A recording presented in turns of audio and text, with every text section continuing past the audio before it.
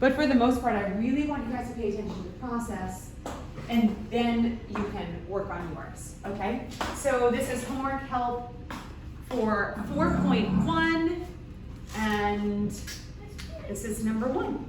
All right, so it says solve the systems of equations by graphing. A system of equations is just a little group of equations. So we have 2 equations here.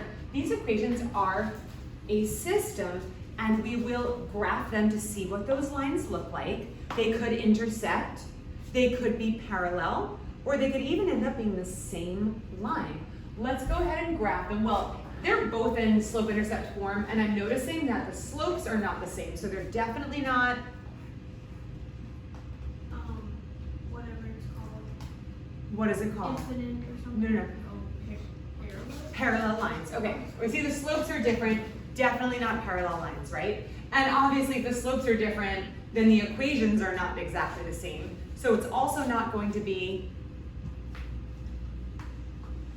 now you can say it, Abby. Infinite. It's not going to be infinitely many solutions, because for that to occur, the lines have to be exactly the same and have the exact same equation in slope-intercept form. So we are going to get 2 lines that intersect. How do we find the intersection? When you're on a graph, right? And the best part is on your homework is you get the digital graph. We don't even have to graph it over here. So everything is in slope-intercept form. So how do we graph our very first line, our very first equation here? I know mine are different than yours. I want to graph mine first, and then I'll give you a second to work on yours. What do I look for first in this first equation, Abby? Y-intercept. Good. What's the y-intercept? 7. Good. So if my y-intercept is 7, I'm going to click on my line tool, and I'm going to go to +7 and graph my first point. Angeli, what do I do next? I have my first point. How do I find my second point for that line? You don't know? I do. Hold on one second. Oh, wait, like, for the bottom? For what? The top one? Yeah, for the equation. We graph the y-intercept. What do I do next to complete the line? Yeah. Yeah, I need my slope. I need to go, how many am I going to move up and over or down and over to get to my next point? So I look for my slope. What's my slope here? No. Remember what we were saying? Wait, no, you weren't in my first period this morning. Were you? Okay, you're in a different class. But I was, what were we saying first period? That x isn't the slope. Yes, I had them repeat it over and over. X is not the slope, okay? X is just next to the slope. The slope is actually the coefficient of x, meaning it's a little number buddy. But I think why you're getting confused about the slope is we don't see a number. We don't see the coefficient. Does that mean it doesn't exist? No. Or does that mean it's invisible? It's invisible. What numbers are invisible in terms of coefficients? Yes. So there is a 1 there, but you are right that it's negative. I think you said a negative. So it's a -1 is our slope.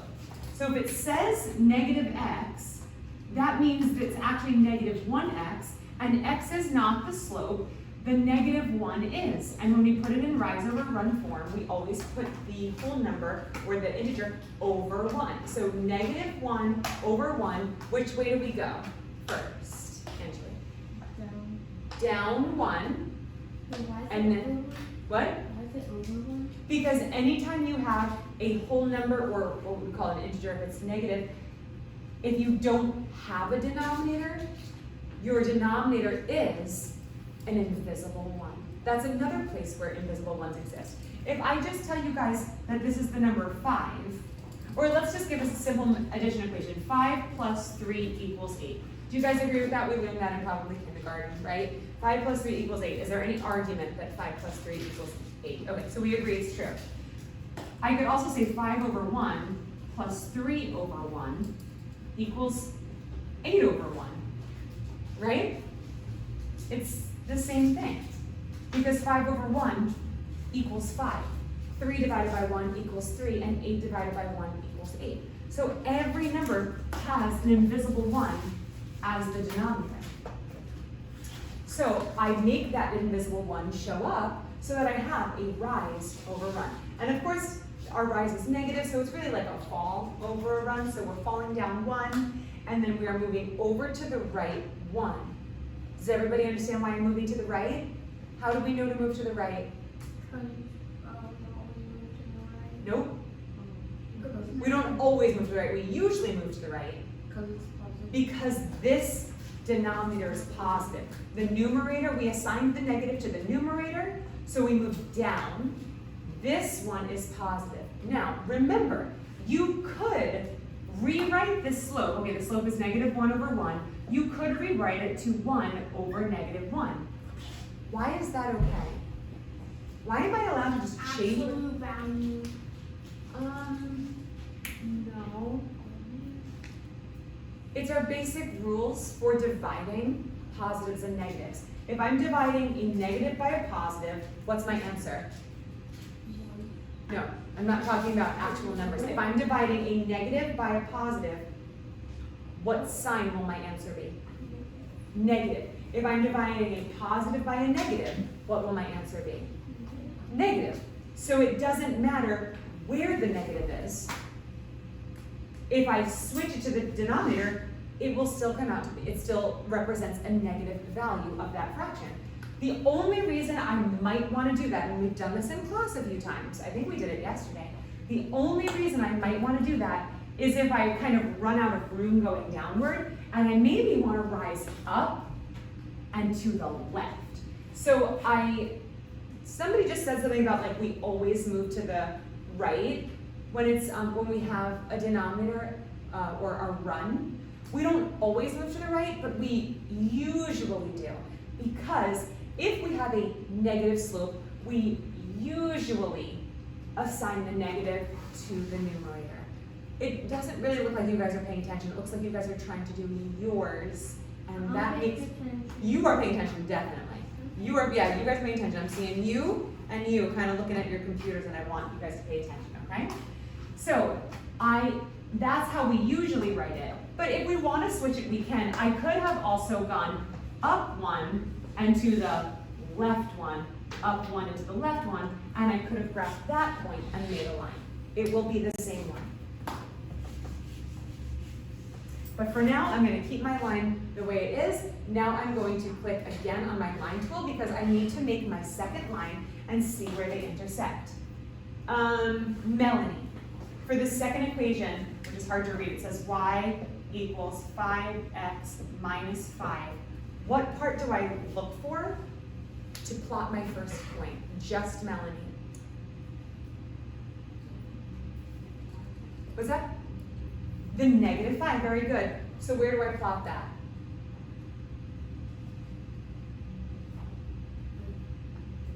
Yep, at the bottom, on the bottom side here on the y, so I go down to -5, and I plot my first point, halfway there.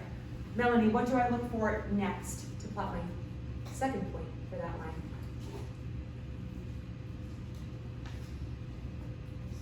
The slope, what's my slope?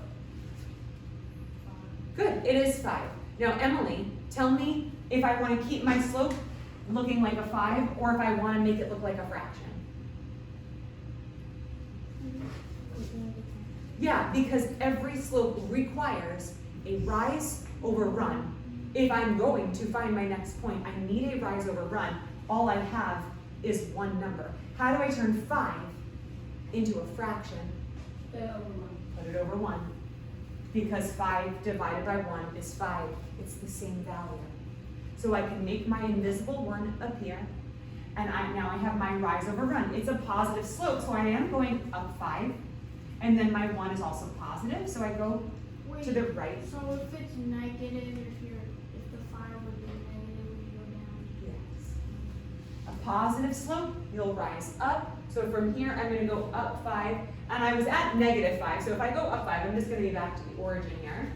Then I have to go to the right once, and I have my second point, and I can see my intersection. So I guess that's all I have to do, just to solve by graphing. It doesn't want me to say what the intersection is.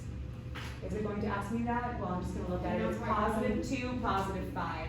Save. Oh, that's it? No, there's another part. It's gonna ask me, okay. Okay, the solution to the system. It's giving you three choices. It says to write an ordered pair, if there is a solution. B, if there are infinitely many solutions. And C would be there is no solution.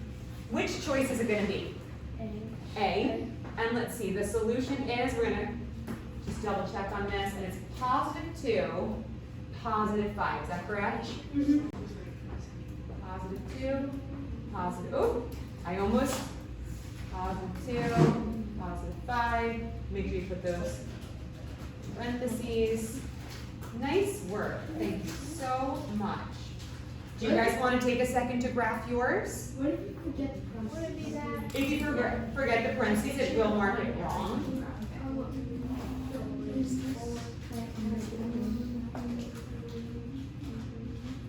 So why did we put the y-intercept over 1? I'm just curious. Do we need the y-intercept to be a fraction? What do we need the y-intercept for? Yeah, just to plot it on the y-axis. Uh-huh. Yeah, so you plot the +4, and then you go down 1 over 1. And for this one, you plot a 2, and you go up 1 over 1. Right, so I plot it at 4. And then I You plot the y-intercept at +4 on the y-axis.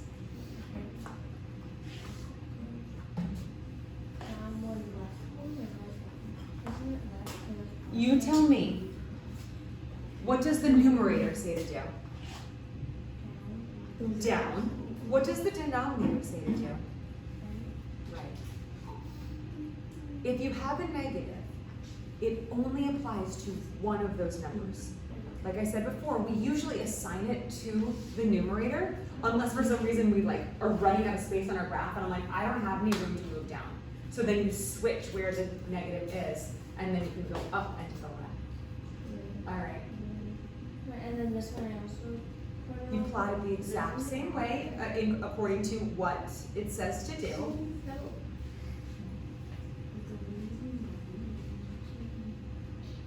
The second question is exactly the same process.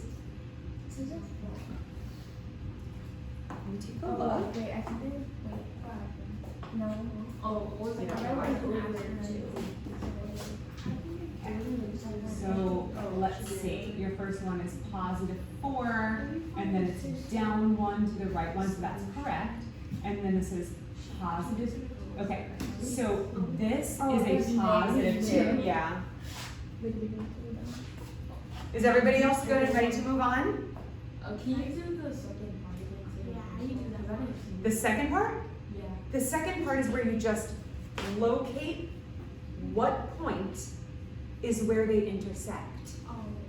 So wherever that intersection is, find the coordinate pair that is kind of the address of that point.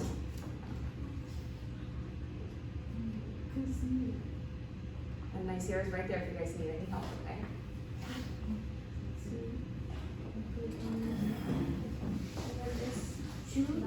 It's the same thing. Yes, 2 is the same thing. I am going to go over this one. And I'd like you guys to pay attention just so we can go over it again together, and then you can try yours on your own, okay? And the people watching the video can also take that time while you guys are working, they can work on theirs. So, solving the system of equations by graphing. I first find my y-intercept, -3. I'm gonna make my graph pop out. I just wish it didn't make everything so gray. Okay, I'm just gonna write this. Y equals -3, x minus 3, y equals -x plus 1. So my first line says to graph a -3 at my y-intercept. This is number 2 for me, so I'm going to find -3 on my y-axis. Then it says, well, it gives me my slope. My slope is not -3x, x isn't the slope. My slope is -3. If my slope is -3, how do I put that in fraction form? Over 1. So that means I go down 3 and to the right 1. Looks like I have enough room for that. Down 1, 2, 3, and to the right 1. Bam, I've got my first line. My next line says that my y-intercept is positive 1. So I have to click on my line tool again and go to positive 1 on the y. Then I go to my slope. Uh-oh, is my slope negative x? No, what is my slope? Negative, no. Negative 1. It's just the x is just its buddy, okay? So it's a negative 1 slope, but again, it's not in fraction form. So what do we do? Put it over 1. Put it over 1. So I started my y-intercept that I just plotted. I go down 1 and to the right 1. Now I have graphed it. I can save it. Check my answer. Excellent. Now it's going to ask me for the solution, and since they do intersect, my solution is right here, which I'm going to read as, negative 2 and then positive 3. I'm going to write that in, negative 2, comma, 3. Check my little answer here. All right, and you guys work on number 2 if you haven't done it yet, okay? I got it right. You did. Mine is just negative x. So I just went over that with this one. With my number 2, I also got No, a... but that's just it. It's just y equals. Oh, okay. So I can see how that's confusing. Because I don't know if I just. Y equals negative x. What's the y-intercept then? Then if there's... Negative 1. No, because that would be negative x plus 1. You can't just add a 1 in the equation that makes the equal sign not true. What can you add that doesn't change anything? 0. So just plot a point at 0 on your y-axis, which happens to be the origin. But that's a good question.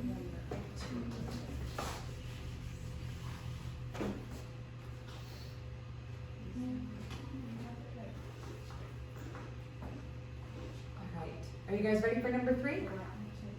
I got number 3 right. I know what it is now.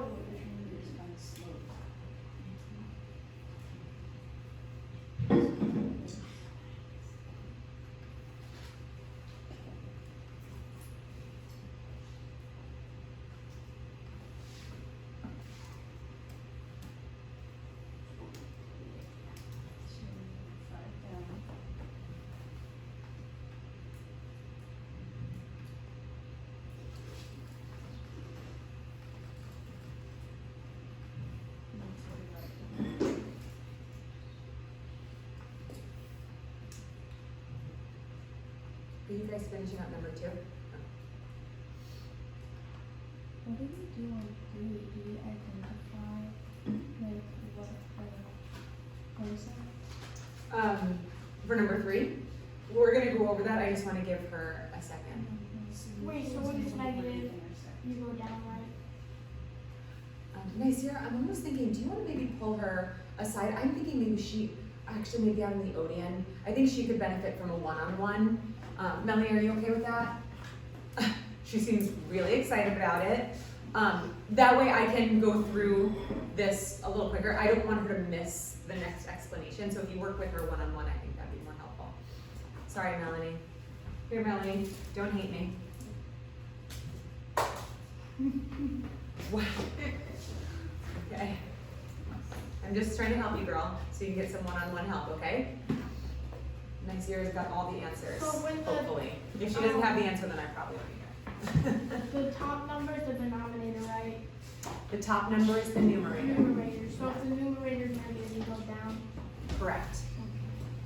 All right, guys, we are going to continue with number 3. Not pull off the number or anything. Oh, she was not happy with me. Okay. All right, it says the rectangular coordinate system, which is all the way over here. We're going to look at that in a second. And it says coordinate system. Isn't a system 2 lines? Interesting, isn't it? Interesting. What? Let's see.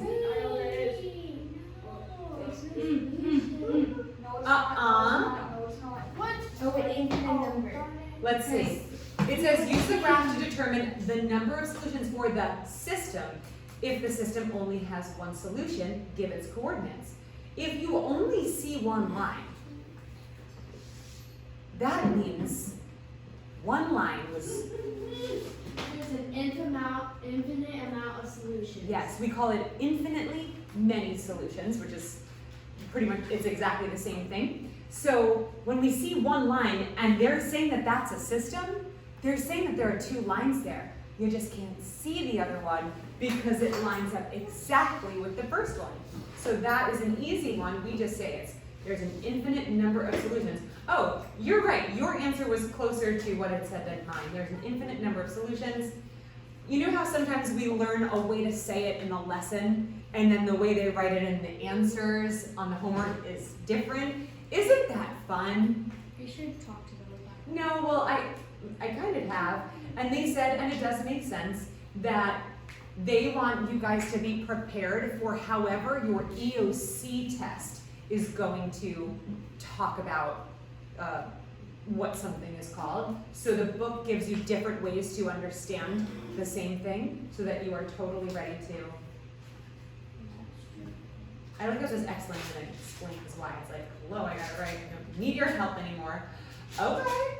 It says determine whether the system of equations shown in the graph to the right has no solution or infinitely many solutions. I don't know why. I know what it is. I just don't know why one of the lines is dotted and one of the lines is not. Oh, I know. Why? But why is it dotted? Anybody know? Because it's invisible. No, it's showing me that there's two lines without negative and probably. I don't know. I'm going to just screenshot this. I'm just curious. I just want to ask them why. And then I'm going to screenshot it with the question number. So I can. Okay. I'll ask them later. Okay, I'm assuming they're just showing us two lines. What is the solution? Parallel, no solution. No solution, very good. The two lines are parallel. We wouldn't say they're the same, even though they do have the same Yeah, but it's slope. Very good, they do have the same slope. But we wouldn't say the lines are the same because those are the ones that are on top of each other. So the system of equations has no solution. Is that what yours looks like? Did they give you parallel lines for yours?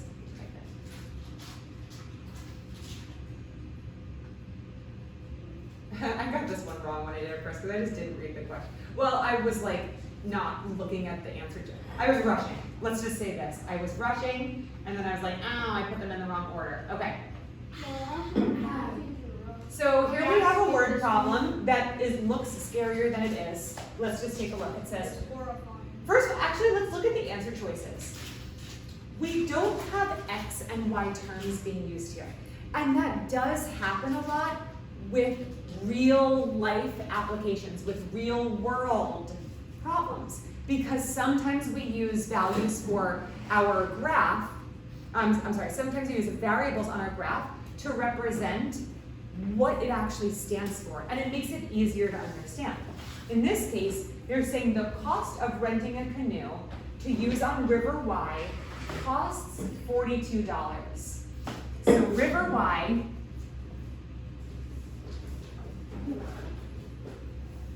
is $42, but I'll get that in a second.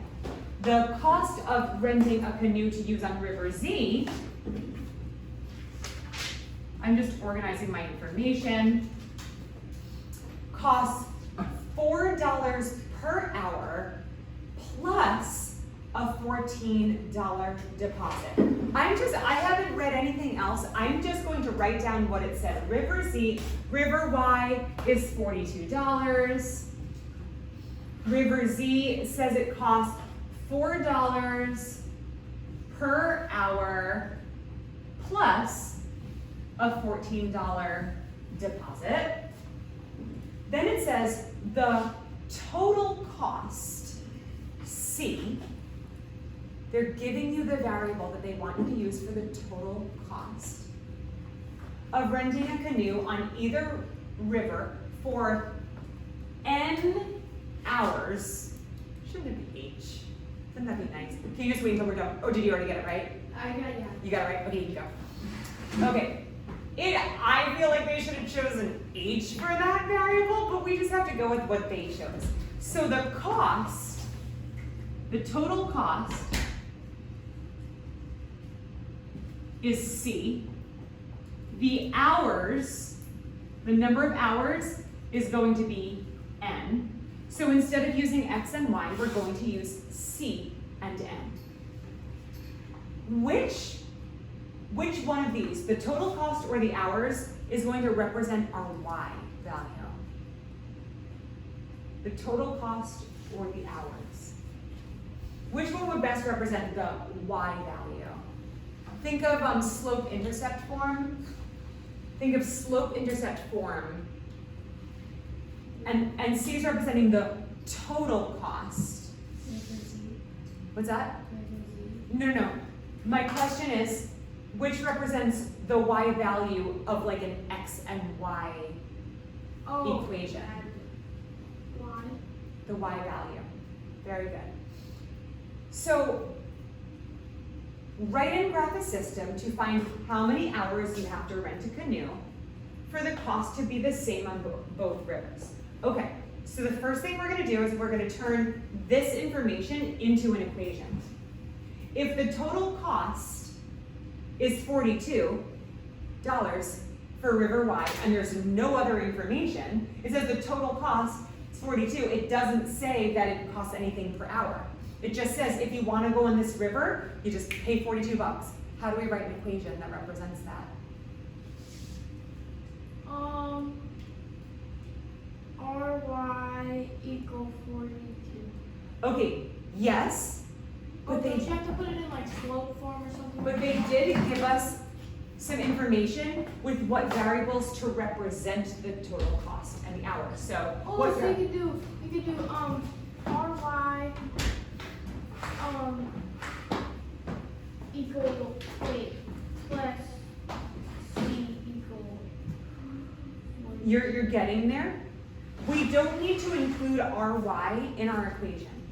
We can still leave RY here to organize it to say that RY is going to be an equation. We just do C equals 42. That's it.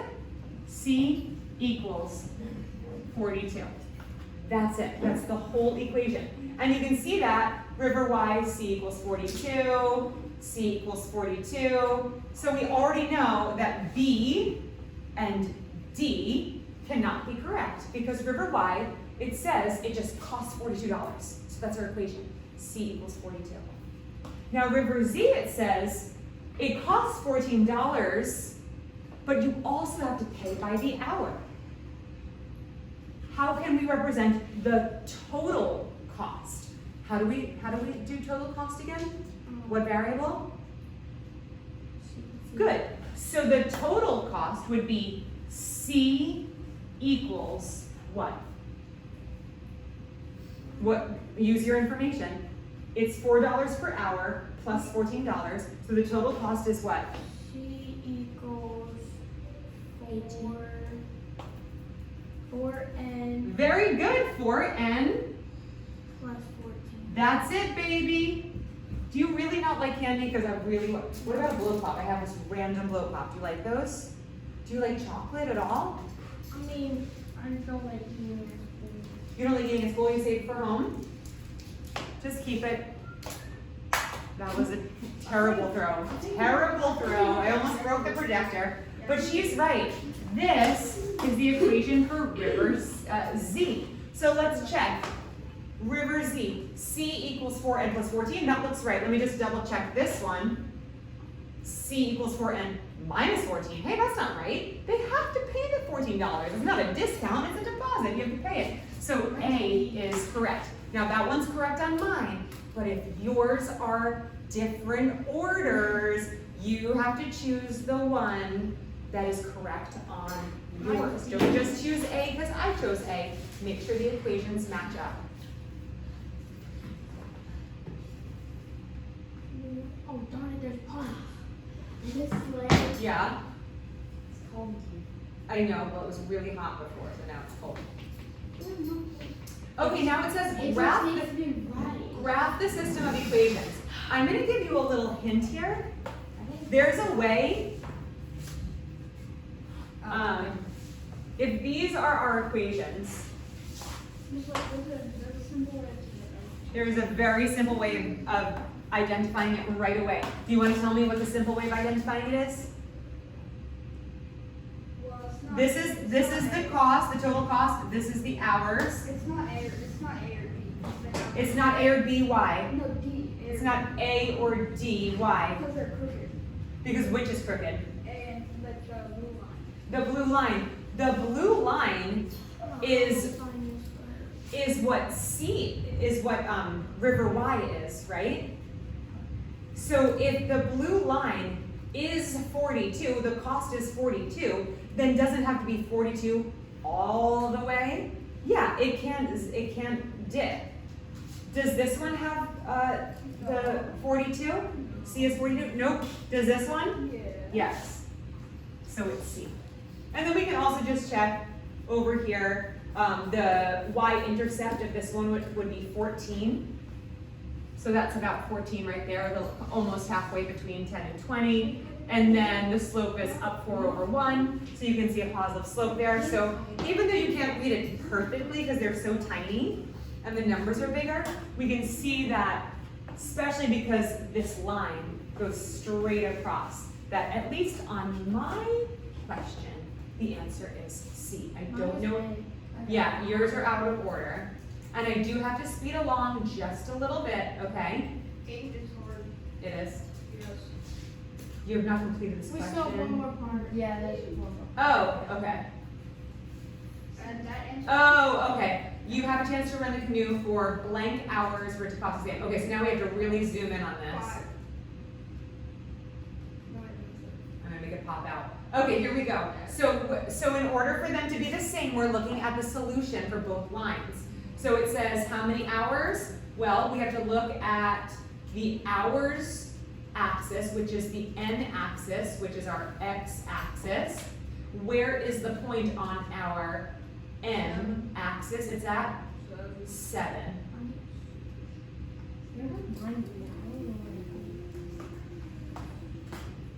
So we're looking for the n-axis where the point intersects. So what would that be? Yeah. I didn't know, are your numbers are different than mine? That's a bummer. Okay, I'm gonna skip this one because it says solve the system of linear equations by graphing. Wait, how do you do the first one? Oh, I'll help you with that. That's Actually, I'll help you rearrange them and then, yeah, go ahead, Ricky. Is the 2x, it's literally just 2 over 1. 'Cause 2/1, but what about the y-intercept? the y-intercept is 0. Good. This is 2x plus 0. That's the equation. Your y-intercept is 0, so you plot it right here, 0 at the y, and then you go up 2/1. Here, we have to rearrange this equation, so I'm going to make it bigger. 3x minus y equals -3. I need to solve for y to put it in slope-intercept form, so I'm going to remove this 3x on both sides, cancel, and I have -y equals, I'm going to start with this term, -3x, because I want my slope term first, then a -3, but my y is still negative, so I have to get rid of the negative. How do you get rid of a negative if your variable is being multiplied? Divide by a -1, because that's really a -1y. If we divide it by a -1, that cancels out. If yours is positive, you just leave it and skip this step.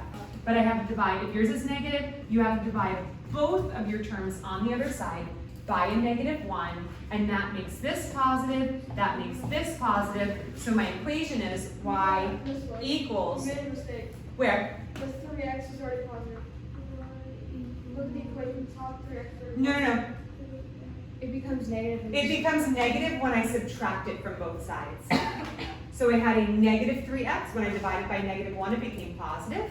Then I have a -3, and that becomes positive when I divide it by a -1. So I have y equals positive 3x plus 3. Graph your positive 3, go up 3 over 1, and then you've got your lines. I'm just breezing through that. That isn't about graphing because we've already been tested on graphing. This is about rearranging the equations. I'm going to go to number 7 real quick so I can hit all of these. Same exact thing, but guess what? Those are in slope-intercept form. The only tricky part here is it says -x, which means -1x, but everything is good to go here. I am going to skip to number 8 so I can cover everything. Okay, so this looks hard, but I promise it's really not.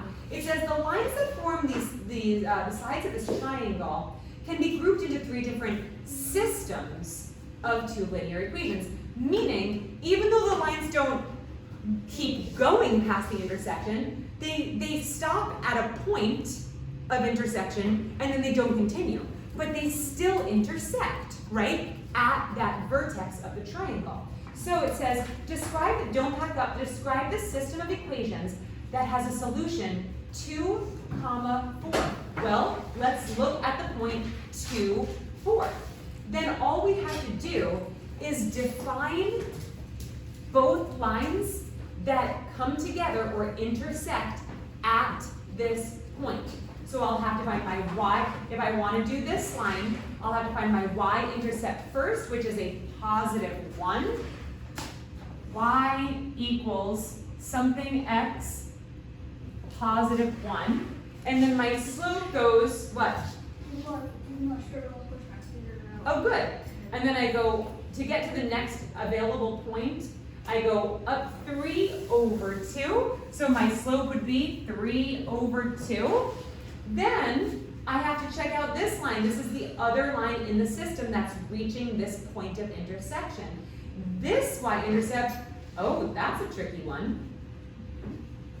That's a tricky one. Okay, well let's look at our solutions here. Since it doesn't continue, let me look at our solutions, our solution options. And first let's match up this one. 3 over 2x plus 1. So there's one. There's one. So I have to look at, is the y-intercept of the other one going to be -3 or is it going to be +13? What do you guys think? The y-intercept of this line, when this continues and intercepts the y-axis, is it going to intercept at +13 or -3? +13. So I know that even though I haven't completely defined that slope, ridiculous, right? I know that this has to be the right answer because this equation is correct, and this one has a y-intercept that makes a lot more sense than the next one. Yeah, well, I don't want you to answer it. Guys, I know you have lunch next, so you can hang out for a little extra help right now. It says describe the system of equations that has a solution of -2, -2, yeah? Can I go answer this question? You finished? Yeah. Okay. Who wants help on this? Okay, good, then stay for a minute. You guys can go, just be super quiet and exit, okay? So we're looking for the point that's -2 now. That means that if this is the solution, that means it's this line and this line that are intersecting there, right? Okay, so if they're intersecting right there, then I have to define this line, which, didn't we already do that one? It was, I should have erased it, it was 3 over 2x plus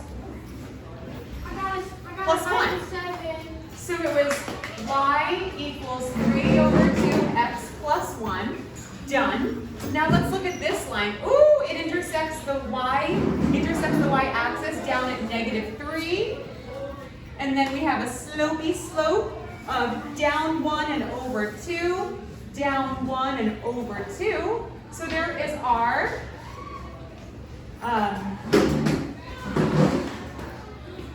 little choice for this. So let's see, I need 3 over 2x. I got a 97. Great job. 3 over 2x plus 1. And then I see it right here. For me, it's b.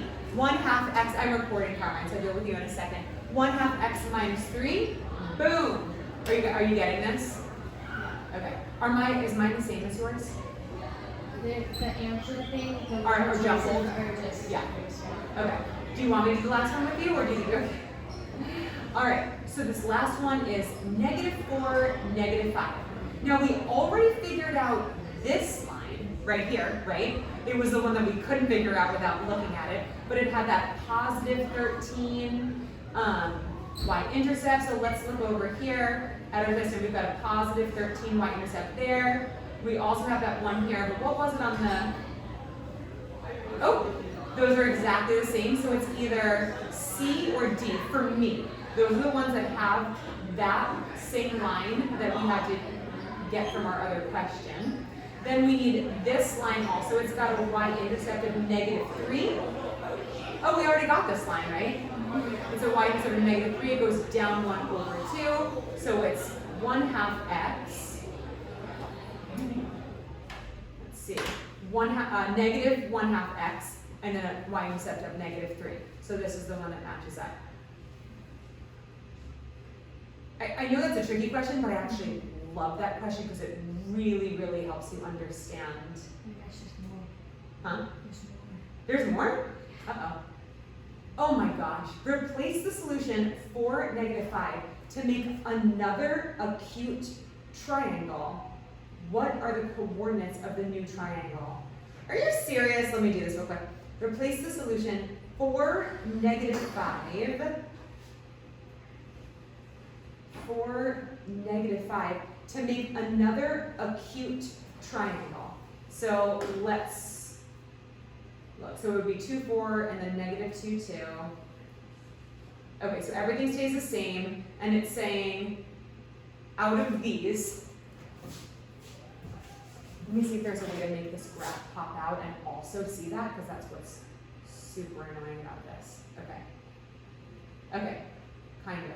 Okay, so we have -0, -4. Let's see, 0 and then -4 would make this triangle 0, -4. That looks like a right triangle. That even looks obtuse to me, so that's not going to be it. An acute angle cannot have any obtuse angle. So let's try 4, -6, +4, and then -6 down here. That might be a right triangle. So I'm going to hold off on that. 3, -2, +3, -2. That looks like it to me, because if the lines went from here to here and then up, they would they would still all be acute angles. Here's one. There's one more that I just want to take a look at. 0, 1. 0, 1. Oh my gosh, that would be a super obtuse angle, because we would have this angle would be so obtuse that it's like insane. It's like doing a split. Okay, so I'm going to say that it is choice C for me, even though this, I really loved this question until we got to that one. There's more. There's more? Gosh. Okay. Describe the system of equations that will produce the new coordinates found in part B. Okay, so if it was 3, -2, oh my gosh. Okay, pop this out. Going back and forth. Yeah. This is like, hey guys, I only assigned you 8 problems, but it's actually 65 problems. Okay, so it was, did I say 3, -2? Was that it? Okay, so 3, -2 would make this and this. So let's do this line first, it'll be nice and easy. This line, it's a horizontal line at -2 on the y. So we simply describe this line as y equals -2. So let's see if any of the choices has that.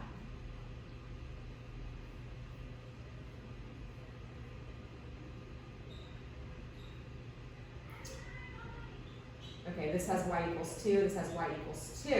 Here we go. This has y equals -2, and that's the only one that has it. So I'm going to choose that one.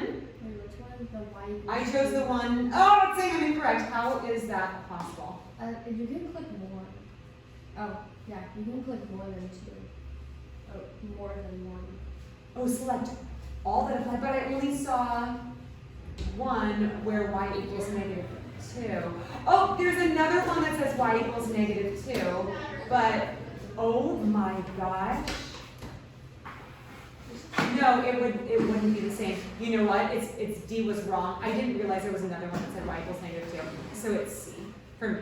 Wait, hold on, so where'd you click? So y equals -2 and then 3 over 2x plus 1. Is it -2? Yes, y equals -2. Check answer. Oh my gosh! Oh! Okay, let me go back up. Maybe Maybe just I, hit final check to see it like. you know what? Let's just do that. We don't have time for these games. Final check, because it doesn't matter if I get the answer wrong. The correct C, D, and F? Come on. Stop it right now. So it's C, D, and F. and then Y equals, how is that possible? All right, you know what? I'm not going to worry about this too much. I'm just going to screenshot this and I will send it to everybody so that they don't have to get points off for this ridiculous. I was loving this question until it got absolutely ridiculous. And you know why? Because it's impossible to keep going back and forth onto that graph. That's why it's getting so confusing. Otherwise, we would be able to handle it. As long as everybody's triangle looks like my triangle, then they'll be able to see those answers. All right, we are done. Okay, hold on, I'm just trying to copy it down. Okay. Oh, I'm going to email it to everybody. Oh, you just want to finish it? Yeah. Okay. I'm just going to stop. I'm gonna Are you come- taking your test, Jack?